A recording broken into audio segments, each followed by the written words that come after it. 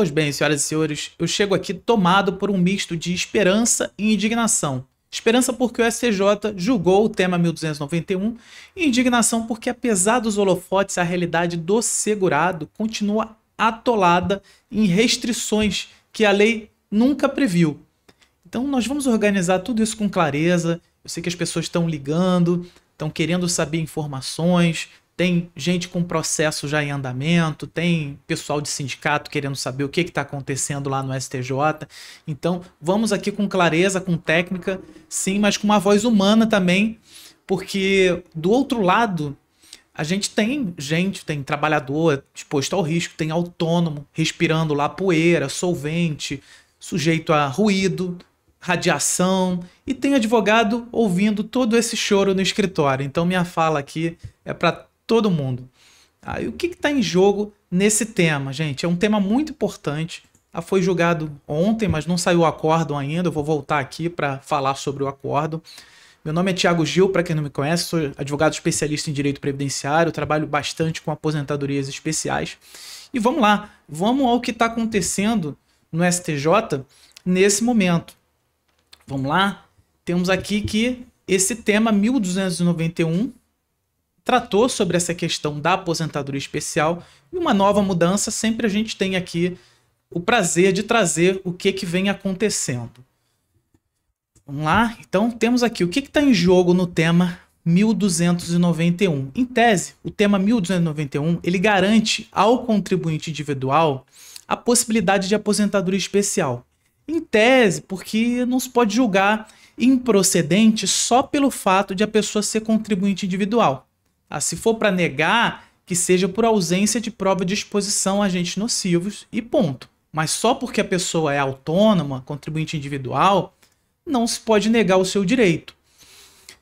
Portanto, sim, o contribuinte individual ele pode ser beneficiário de aposentadoria especial a despeito do que o decreto 3048 insiste em limitar. Então esse é um decreto que não é bom para esse tipo de segurado. Eu vou trazer toda aqui essa sistemática dessa legislação e do que a gente tem pela frente a partir desse julgamento do tema 1291. Então, a Lei 8.213, tá? Ela é uma lei cristalina. Ela diz que a aposentadoria especial ela é devida ao segurado que comprovar a exposição por 15, 20 ou 25 anos com um PPP, tá? Exposição a agentes químicos, físicos, biológicos, uma exposição habitual e permanente. Então, a lei fala em segurado. Gente, em nenhum momento a lei limita categoria. E o que restringe? Quem é que restringe? Quem restringe é o decreto 3048. Então, desde 2003, a gente teve lá uma edição de um decreto chamado, o numerado 4.729, que vem fechando essas portas. O artigo 64 do decreto 3048, com a redação do decreto 10.410 de 2020, ele repete essa trava antiga, né? Então, a aposentadoria especial está previsto lá que será devida ao empregado, ao trabalhador avulso e ao contribuinte individual. E esse último, contribuinte individual, somente quando cooperado, filiado à cooperativa de trabalho ou produção. Ou seja, o decreto é que estabelece essa limitação. Isso não se sustenta diante da lei formal, da lei material. Então o decreto ele não cria direito novo quando a lei também não prevê. É simples assim, o decreto não pode extrapolar os limites da lei.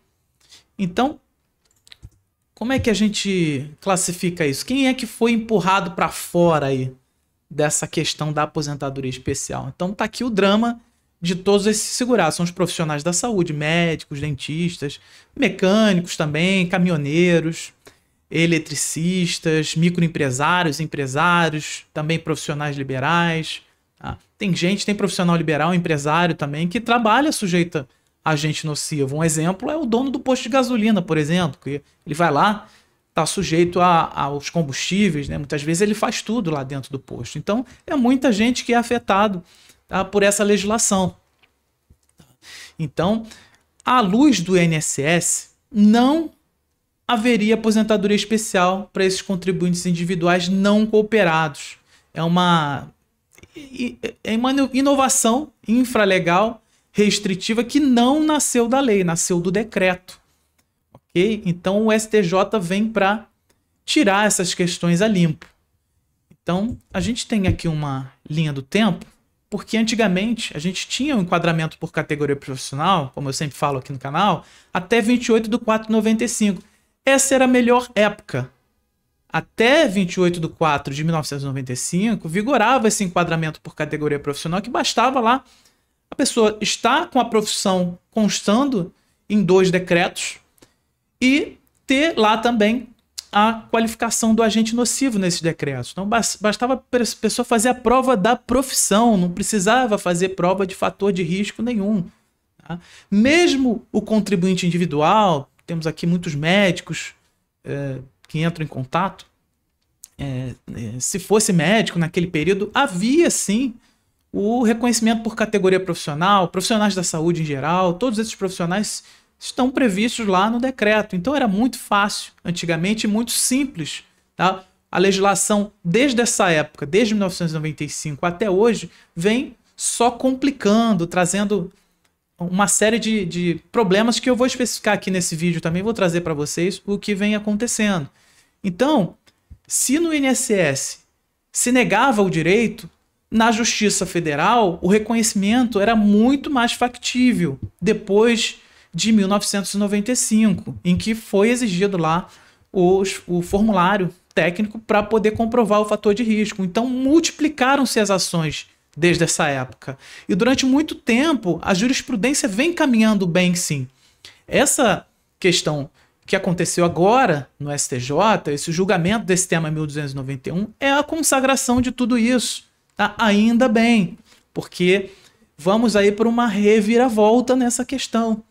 Então, as demandas se multiplicaram depois de 1995. E a jurisprudência vem tratando essa forma da forma como tem que ser, da forma correta. A gente tem aqui, por exemplo, a TNU. A TNU, no tema 278, ela previu que o segurado lá que trabalhava ou trabalha como condições especiais, passou sob qualquer condição. Se ele passou para o regime previdenciário diverso, ele tem direito à expedição de uma certidão desse tempo lá, identificando esse tempo como especial e discriminando lá de data a data, ficando essa conversão de tempo comum, essa conversão do tempo especial em tempo comum a critério do regime distinto lá, do outro regime. Tá? E a contagem recíproca também. Tá? É um tema foi muito importante para a questão da aposentadoria especial. Outro exemplo, em 2012, com a súmula 62, foi muito importante, foi uma peça-chave aí nesse jogo, porque o segurado contribuinte individual, a partir da edição dessa súmula, ele pôde obter o reconhecimento da atividade especial para fins previdenciários, desde que consiga comprovar a exposição a agentes nocivos à saúde ou à integridade física. E como é que essa súmula trazia como comprovar? Porque até então tinham-se muitas dúvidas. E como comprovar? Através do PPP, o laudo técnico, o LTCAT, feito lá por engenheiro ou médico de segurança do trabalho, e por perícia judicial, nos próprios autos do processo judicial, o juiz determinava a perícia, atestando lá a exposição habitual e permanente. O juiz determinava, não, determina até hoje, porque são inúmeros os casos aí de segurados que estão aí na justiça 5, 8 anos com o processo parado. Tá? Então, essa questão da jurisprudência, ela vem rompendo essas barreiras, essas teses administrativas do INSS de impossibilidade para contribuintes individuais. Tá? E estabeleceu também um padrão de prova, como a gente viu aqui, tá? E a prova técnica, claro, assim, não prejudicando os segurados, não indo contra aqui, mas é necessário comprovar através de algum tipo de prova. E é isso que está sendo discutido agora no STJ. Né? É necessária comprovação, sim, mas essa comprovação tem que ser uma comprovação que seja muito clara nos termos da lei. Então a jurisprudência vem avançando bastante. Tá? Vamos lá. Qual é o argumento do INSS para tudo isso? para que não se passe a questão da aposentadoria especial lá para o contribuinte individual, para que tenha essa restrição toda. O INSS veio com essa história de fonte de custeio. Então ele cita a Lei 8.212, lá no artigo 22, inciso 2, essa contribuição da SAT, né, que é 1%, 2%, 3% sobre a folha de salários para os empregados e avulsos. A SAT é seguro de acidente do trabalho, ela ajustado lá pelo FAP, por fator acidentário de prevenção, que pode reduzir sim pela metade ou dobrar para 6% conforme o histórico de acidentes, os usos de EPI, tudo isso para prevenção desse tipo de incidente no ambiente de trabalho. Havia lá KNAI e desempenho. Tudo bem, isso aí incide sobre os empregados e avulsos, mas e daí o raciocínio do INSS dizer que não haveria custeio prévio para quem é contribuinte individual, por isso negar o direito, é um absurdo. O STJ foi certíssimo. Não precisa de custeio específico prévio para existir o benefício. Se o legislador quiser criar alguma alíquota adicional, tudo bem, cria para o contribuinte individual. Tá? Se está criando um direito, se está beneficiando, tudo bem que se crie, não tem problema, seja criado por lei. Mas retirar o direito por ausência de contribuição específica, de custeio, isso não. Vamos ser coerentes. Tá? Pagar uma alíquota adicional, tudo bem. Né? Não dispensar prova, tudo bem. Tá? Mas o problema são essas transformações aí que vimos na jurisprudência sobre todo esse labirinto que tem, né, todas essas temáticas para dificultar o trabalhador de conseguir o seu tempo especial. Tá? Vamos falar aqui desse labirinto? Olha, tem essas discussões todas antigas. No tema 555 do STF, é um exemplo de EPI eficaz. Tá? Nós travamos processos por anos aqui discutindo a eficácia de EPI. Isso não é justo. O STF, nesse tema 555, ele disse que o EPI eficaz afasta o tempo especial, exceto por ruído. No ruído não afasta. Ok? Mas é uma discussão sem fim na jurisprudência. E a gente tem aí o STJ no tema 1090 também, que arremata dizendo que a informação lá no PPP sobre a existência de EPI descaracteriza, em princípio, o tempo especial, ressalvadas as exceções, né? Mesmo com essa proteção, o direito é reconhecido, mas, enfim, temos aí uma série de incumbências também que nesse tema 1090 do STJ que ele fala para o autor fazer. Tá?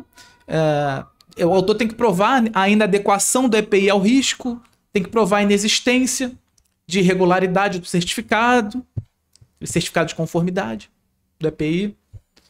Tá? Tem que comprovar o descumprimento de normas de manutenção e substituição e higienização. Tá? Então, tem que comprovar uma série de coisas. Ausência de treinamento, insuficiência de um treinamento, qualquer motivo que conduz à ineficácia do EPI. É isso que o STJ exigiu nesse tema. Então, uma discussão que não faz sentido. É bonito no papel, sim. Na prática, é uma complexidade sem fim. Tá? A gente tem que parar de girar em torno disso. O STJ, vamos torcer para estar caminhando para um movimento interessante. Tá? Então, a gente tem aí o que a gente pode trazer de solução objetiva, que eu, pela minha vivência de advocacia previdenciária, eu posso dizer que é simples. Tá? Se você tem lá o SAT-RAT, o risco ambiental lá do trabalho, está escrito lá no vínculo, tem esse risco reconhecido, a empresa reconhece, tem lá um indicativo chamado IEAN, que é o Índice de Exposição a Agente Nocivo, lá no CNIS, e está lá no PPP, então é aposentadoria especial e pronto, não tem essa. Aposentadoria especial tem que ser garantida. E para quem não está vinculado à empresa, sem SAT, aí entra essa questão da prova técnica que o STJ trata. Então, com isso, a gente destrava essa fila, a gente alivia a justiça e dá previsibilidade, dá objetividade. Tá? Nada desse romance aí processual que a gente tem aí na jurisprudência, que a gente batalha o tempo inteiro, por anos e anos. E os processos que estão em andamento os processos em andamento têm que sofrer sim a conclusão mais breve possível. Tá? E aí eu trago aqui sobre a reforma da Previdência, porque a reforma da Previdência mexeu em tudo, mas não resolveu nada, absolutamente nada. Tá?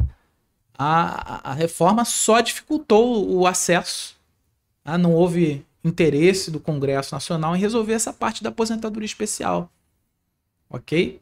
Não tem nada disso. Então, a gente vê aí nem do STF também, né? Com essas decisões aí que a gente tem, também alegando custeio. A gente vê aí o caso da revisão da vida toda, né? Aquela manobra toda que teve, alegando justamente a questão do custeio. Então, eles empurram para frente essas coisas e muitas vezes não resolvem. No caso da aposentadoria especial, trabalhador que busque a aposentadoria especial só aos 60 anos agora. Né? Depois aí dessa discussão toda da reforma. E quando chegar aos 60, ele vai precisar de PPP, vai estar lá. EPI, o CA, sem habitualidade, sem permanência.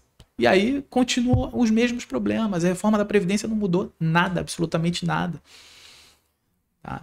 E aí eu preciso repetir. A gente precisa estabelecer um critério objetivo para isso. STJ. Tá? Então, se tem lá, se a empresa paga o SAT, é o direito reconhecido.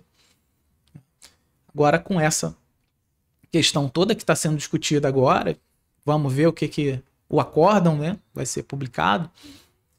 E esperamos aí que a gente tenha uma reviravolta nessa questão. Ok? Vamos lá.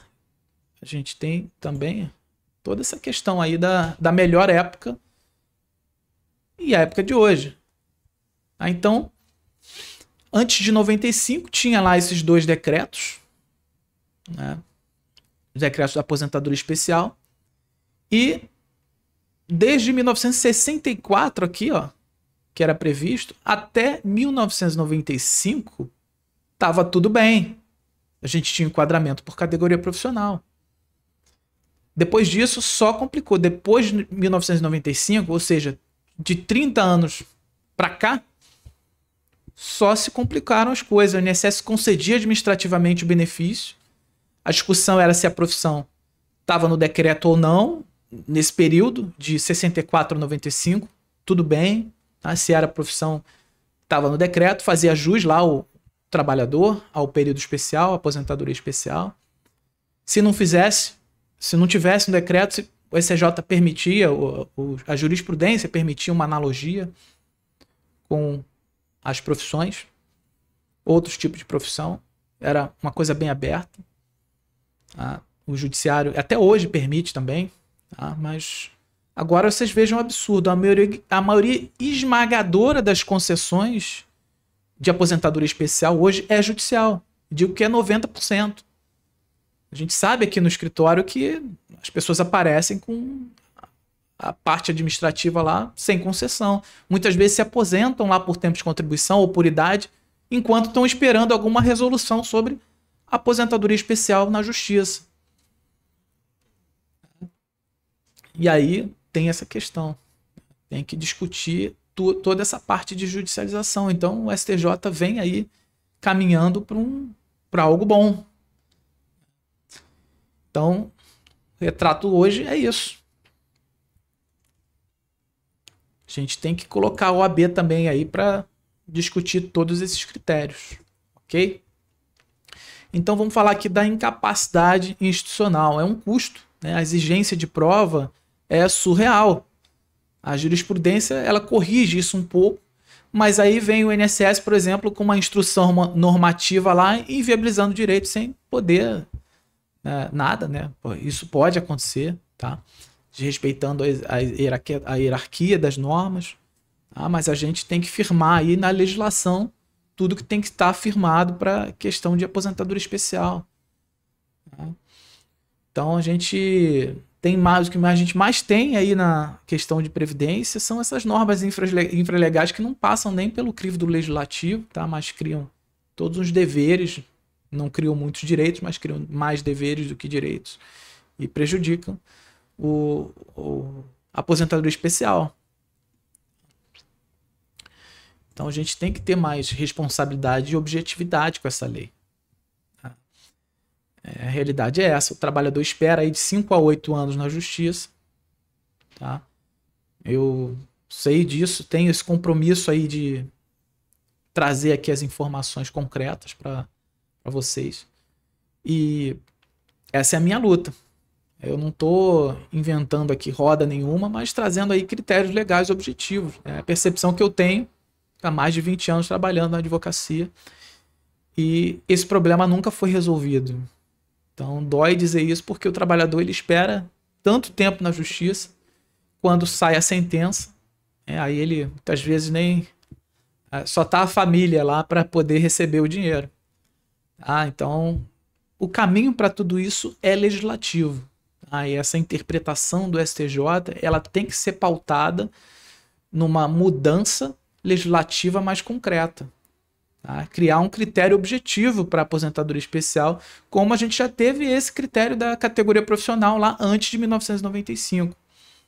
Então, vincular esse direito ao SAT, ao RAT, né, no vínculo lá, e prova técnica quando não houver vínculo, que é isso que o STJ está dizendo agora.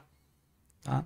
Então vamos acabar com esse labirinto todo aí do EPI, com PPP mal preenchido, com essa guerra de laudos, né? Trazer a OAB para a mesa aí para discutir tudo isso também. Ouvir quem entende o segurado, quem está na batalha aqui na advocacia. E parar de fingir que está tudo pacificado, que não existe essa pacificação na jurisprudência. Não existe. Tá? A lei não limitou nada, então o decreto ele não pode limitar. Tá certíssimo o STJ. Enquanto isso não muda, a gente continua aqui firme, né, indignado, mas lutando para que o segurado especial seja, enfim, tratado como a lei sempre disse que ele é, né, segurado. Não podemos restringir. Eu falo aqui para a maioria que me escuta aqui no meu canal são esse tipo de trabalhadores, né? Então a gente tem aí todo esse problema. É necessário. O STJ vem aí mudando, então a gente está num bom caminho a princípio. Então vamos continuando aqui. Sigam nosso canal, compartilhe aí esse vídeo.